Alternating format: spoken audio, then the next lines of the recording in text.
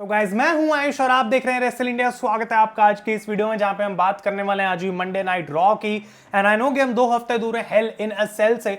Already काफी सारे matches तो WWE ने अनाउंस कर दिए हैं, तो आज की रॉ कुछ उतनी ज्यादा स्पेशल तो नहीं थी, ये मैं ऑनेस्टली बोलना चाहता हूं।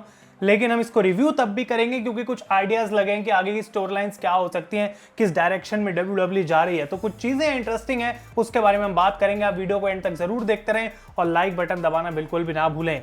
ये शो स्टार्ट करते हैं रिडल और वो आके बात करते हैं किस तरीके से वो अपने टाइटल्स हार चुके हैं और रैंडी ऑर्टन आज उनके साथ थे नहीं। और रिडल कहते हैं किस तरीके से रैंडी ऑर्टन ने अपना 100% दिया, लेकिन काफी समय से जो उनकी बैक की इंजरी है वो उनको तंग कर रही थी। लेकिन वो ये बात जानते थे कि कितना WWE फैंस के लिए और रिडल के लिए वो यूनिफिकेशन मैच इंपॉर्टेंट था। इसी वजह से रैंडी ऑर्टन पीछे नहीं हटे, उन्होंने डेफिनेटली अपना 100% दिया for the match to go against the Usos. लेकिन वो कहते हैं कि रैंडी ऑर्टन को मैं विश करता हूं बेस्ट, वी डोंट नो कि अब हमको कब रैंडी ऑर्टन देखने को मिलेंगे। रिडल ने ये बात भी बोली कि भाई ऊसोस देखो जरूर टफ तो हैं, लेकिन उनका जीतने का तरीका बिल्कुल भी ठीक नहीं था। और रोमन रेंस को बुलाते हैं ट्राइबल पीस ऑफ ट्रैश और कहते हैं कि जो भी बंदे ब्लड लाइन से जुड़े हुए हैं, जो भी उनको फ्यूचर में ज्वाइन करेंगे, सबसे मैं बदला लूंगा, I will take my revenge against them. और यहाँ पे वो कहते हैं कि रैंडी ऑर्टन मेरे लिए सबसे ज्यादा हेल्पफुल रहा है। वो आई लव यू रैंडी बोलते हैं और कहते हैं आर के ब्रो की जहां तक बात है, मुझे नहीं पता कि आज के बाद हमें क्या ये टीम फिर से देखने को मिलेगी भी और क्या हमारा फ्यूचर है। लेकिन यहाँ पे वो एक फाइनल टाइम आर के ब्रो की चैंट करवाते हैं before his match on Monday night raw. तो इंटरेस्टिंग टेक अवे ये है यहाँ पे कि रैंडी ऑर्टन फिलहाल मुझे लगता है ऑफ टीवी चले गए हैं कुछ टाइम के लिए और रिडल बचे हैं अकेले, जिसका पहला मतलब यह है कि आर के ब्रो टीम फिलहाल के लिए खत्म हो गई है। कोई ऑफिशियल ब्रेकअप नहीं था, लेकिन रिडल ने बात बोली, क्वेश्चन मार्क डाल दिया कि अभी पता नहीं है कि आगे कब ये एज अ टैग टीम हमको दिखाई देंगे। और दूसरी बात यह है कि उन्होंने बोला मैं अपना ब्लड लाइन से रिवेंज लूंगा, यानी कि उनकी जो स्टोरी लाइन है वो अभी खत्म नहीं हुई है। और मैंने आपको बताया था रोमन रेंस के फ्यूचर अपोनेंट्स कौन होने वाले हैं, उनमें से एक नाम रिडल है for money in the bank. और उसकी बिल्ड मुझे लगता है धीरे धीरे यहाँ पे स्टार्ट करी गई है, बिकॉज वो कह रहे हैं मैं बदला लूंगा और अब और कोई बचा नहीं है, वो टैग टीम टाइटल्स के लिए नहीं लड़ सकते हैं, तो डेफिनेटली वो रोमन रेंस के अगेंस्ट जाएंगे और वो match money in the bank में WWE बुक करेगी। इसके बाद यहाँ पे 6 मैन टैग टीम मैच हुआ, Riddle and Street Profits against the Usos and Sami Zayn. और एक अच्छा मैच ये चल रहा था। मैच से पहले टीम्स के बीच में ब्रॉल हुई, लेकिन एट द एंड ऊसोस ने धोखा दे दिया, सैमी ज़ेन को वॉकआउट कर जाते हैं। सैमी को लगती है विंटेज DDT, उसके बाद एक RKO और रिडल यहाँ पे जो है वो जीत चुके हैं। तो बेसिकली ये एक स्टार्ट है सिंगल्स पुश का for riddle on Monday night raw, जिसके लिए मैं इंटरेस्टेड हूं क्योंकि रैंडी ऑर्टन के साथ रह के उनकी हाइप ऑलरेडी काफी बन चुकी है। लोग उनको बाय कर रहे हैं as a good baby face, जो कि एक अच्छी बात है। और अगर वो रोमन रेंस के अगेंस्ट जाने वाले हैं तो उस टाइप का लेवल अब उनको अचीव करना पड़ेगा और ये एक मेगा अपॉर्चुनिटी है रिडल के लिए अपने सिंगल स्टार लेवल को यहाँ पुश करने की, और मैं काफी एक्साइटेड हूँ। तो रिडल काफी फोकस लग रहे हैं इस पॉइंट पे और वो रोमन रेंस के अगेंस्ट जा रहे हैं। लेकिन इस टाइम पे the unified tag team champions का क्या, वो किसके अगेंस्ट लड़ने वाले हैं, तो ऊसोस के कौन अपोनेंट्स हो सकते हैं उसके बारे में आइडिया भी नहीं मिला है। शायद स्मैकडाउन में WWE को हिंट देगी। इसके बाद बॉबी लैशली आते हैं बाहर अपना ऑल माइटी चैलेंज रिवील करने के लिए। बेसिकली वो बाहर बुलाते हैं ओमोस और MVP को, और उनका चैलेंज ये था कि ओमोस से नहीं, मैं आज MVP से लड़ना चाहता हूं और जो भी उस मैच को जीतेगा वो hello in a cell match की स्टिपुलेशन डिसाइड करेगा, क्योंकि ओमोस और बॉबी लैशली फिर से हेल इन अ सेल में हो रहा है। आई डोंट नो WWE कितनी बार इस मैच को करेगी। मैं पहले भी बोल चुका हूं कि मेरे को कुछ ज्यादा इसमें इंटरेस्ट है नहीं, लेकिन MVP at the end challenge यहाँ पे एक्सेप्ट कर लेते हैं बॉबी लैशली का और बोलते हैं कि देखो भाई मैंने ही तुम्हें बनाया लैशली, और ये बात एक बार फिर से मैं प्रूव कर दूंगा। ये मैच बाद में हुआ रॉ में, उसके बारे में हम अभी बात करेंगे। इसके बाद बैक स्टेज जाती हैं बेकी लिंच और वो एडम पियर्स से बात करती हैं और एडम पियर्स यहाँ पे उनको एक मैच में डालते हैं अगेंस्ट आस्का और कहते हैं कि अगर तुम वो मैच जीत गई तो तुम्हें भी विमेंस चैंपियनशिप मैच में डाल देंगे, एक ट्रिपल थ्रेट मैच बना देंगे। और मैं इस पॉइंट पे सोच रहा हूं कि एज ए WWE फैंस हमारी इंटेलिजेंस को टेस्ट करा जा रहा है, क्या हम बेवकूफ हैं? क्योंकि लास्ट वीक आस्का जो है वो नंबर 1 कंटेंडर बनी, तो आखिर क्यों उनको फिर से लड़ना पड़ रहा है अपने मैच को एक ट्रिपल थ्रेट रोकने से? आई डोंट नो क्यों ऐसा हो रहा है आस्का के साथ, और बेकी को क्यों अपॉर्चुनिटी मिल रही है जब ऑलरेडी वो एक मैच हार चुकी हैं। और इस पॉइंट पे क्लियरली पता है कि WWE के पास कोई स्टोरी लाइन नहीं है, कुछ दिखाने के लिए नहीं है, कुछ क्रिएटिव वे नहीं है उस मैच को एक ट्रिपल थ्रेट बनाने का। तो क्यों आखिर बार बार ये मैच हो रहा है, मुझे समझ नहीं आ रहा। ये मेन इवेंट था शो का, इसके बारे में हम अभी बात करेंगे। इसके बाद द जजमेंट डे आती है रिंग के अंदर और ये जो इनका प्रोमो था आज from Damian Priest, Rhea Ripley and Edge, जबकि एक अच्छा प्रोमो था, पूरी एडवर्टाइजमेंट लग रही थी कि भाई हमको आके ज्वाइन कर लो। तो इनका बेसिक मोटिव अभी यही है कि जो भी जजमेंट डे को ज्वाइन करेगा उसका फ्यूचर बेटर हो जाएगा, उसका WWE करियर आगे बढ़ सकता है। और यहाँ पे एज कहते हैं कि मैं कोई जॉन सीना की तरह नहीं हूँ जिसको टॉप पे उठा के डाल दिया गया था, मैंने पूरी जिंदगी हार्डवर्क करा है और सक्सेस ऑटोमेटिकली फॉलो हो रहा था। वो लोग को शीप बुलाते हैं, कहते हैं कि लोगों में वो हिम्मत नहीं है कि वो अपना कंफर्ट जोन छोड़ के बाहर आए और हमारे साथ जुड़ें। लेकिन यहाँ पे वो कहते हैं कि आखिर आगे कौन कर सकता है हमको ज्वाइन। कुछ नाम उन्होंने लिए, Corey Graves, Ciampa, Alexa Bliss, Drew McIntyre, Liv Morgan, Finn Balor और एजे स्टाइल्स। और वो कहते हैं कि यहाँ पे एक बहुत अच्छी अपॉर्चुनिटी है एजे के पास, अब तक तो उसको समझ आ जाना चाहिए। और वो कहते हैं कि अगर एजे जजमेंट डे को ज्वाइन करता है तो उसके बच्चे मुझे अंकल एज बुला सकते हैं, मुझे कोई प्रॉब्लम नहीं है।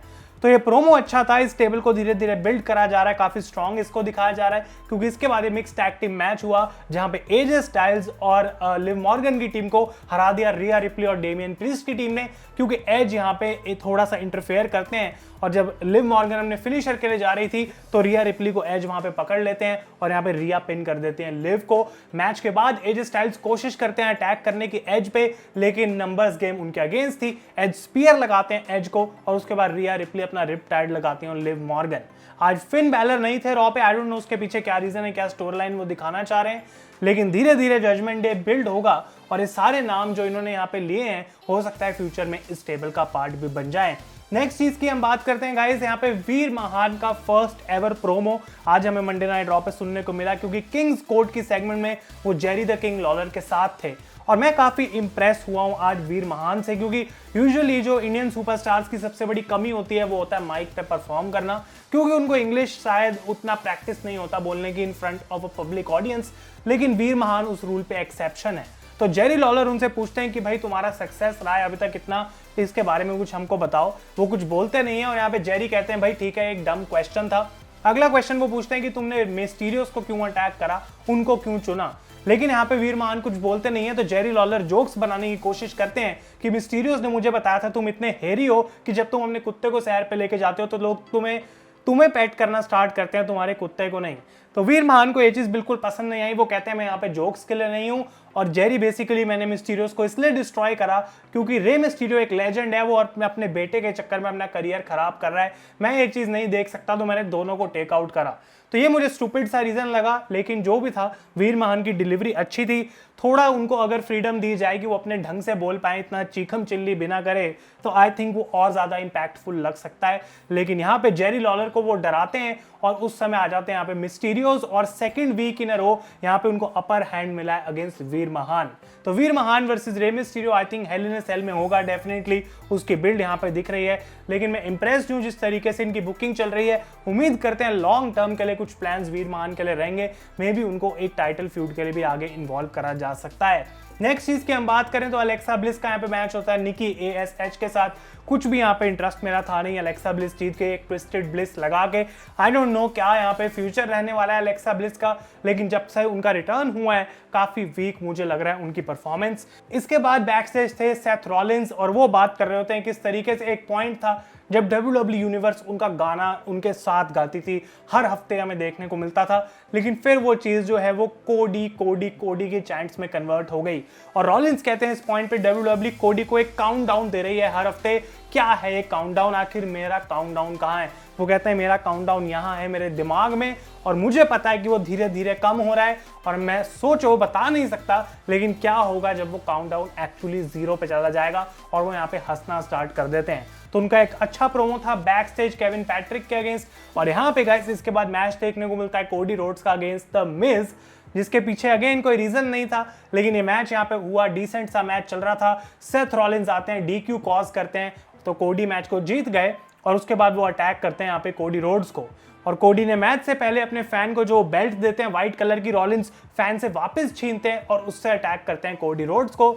लेकिन कोडी तब भी किसी तरीके से वापस जाते हैं अपने पैरों पे चल के, और वो बेल्ट वो मेक श्योर करते हैं कि फैन को वापस मिल जाए।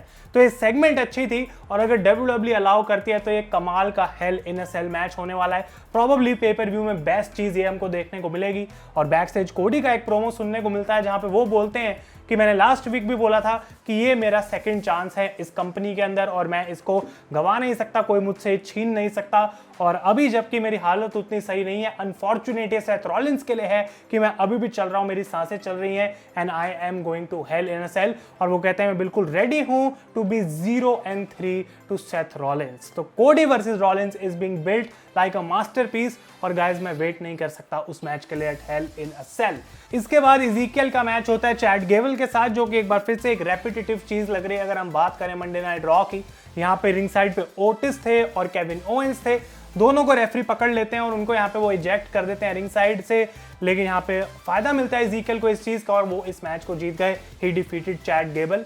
लेकिन मैच के बाद वो एस्केप कर जाते हैं क्राउड के बीच में से और यहाँ पे केविन ओवेंस माइक लेके कहते हैं देखो मुझे नहीं फर्क पड़ता अब तुम इज़ीकियल हो, इलायस हो, कौन हो, अब मेरा इकलौता यहाँ पे ये पर्पस है कि मैं तुम्हें मारना चाहता हूं।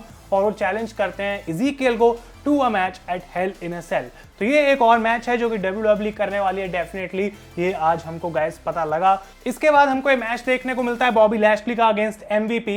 रिंग साइड पे ओमोस थे जो कि रेफरी की डिस्ट्रैक्शन के टाइम पे लैशली को अटैक भी करते हैं और बॉबी लैशली का पूरा फोकस इतना ज्यादा ओमोस के ऊपर था कि MVP यहाँ पे मैच जीत गए एक काउंट आउट से।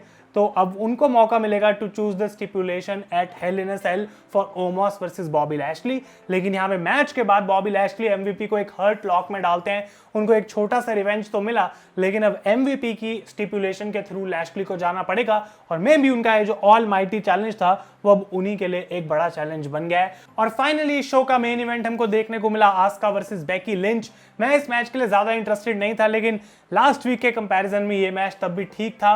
और यहाँ पे हमें देखने को मिलता है कि रिंग साइड पे आस्का फेंक देती है बेकी को ऑन बियांका जो कि रिंग साइड पे थी, लेकिन वो किक मारने की कोशिश करती हैं बेकी को, गलती से लग जाती है यहाँ पे बियांका को और बेकी यहाँ पे इस मैच को जीत चुकी हैं। तो WWE अपने एंड गोल पे पहुंच गई कि वो इस मैच को एक ट्रिपल थ्रेट बना सकें, जो कि हम हमेशा से जानते थे वो करने भी वाले हैं। तो इस तरीके से होती है मंडे नाइट रॉ खत्म। जैसा कि मैंने बोला काफी एवरेज शो था।